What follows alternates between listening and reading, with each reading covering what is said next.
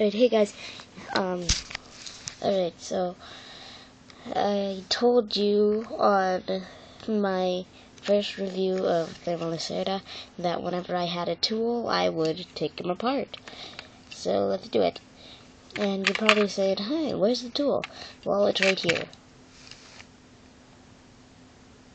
Alright. There we go. So, let's take him apart. So again, the longer part out on the handle is for the face bolt.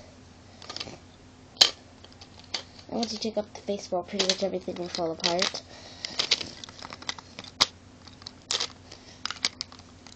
I'm sure you've gone through that with your own bay. There we go. And fall apart.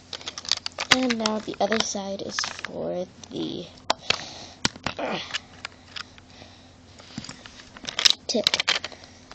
And let's get that out.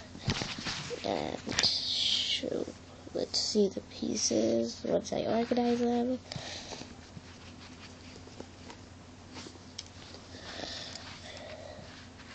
Alright, here are the pieces.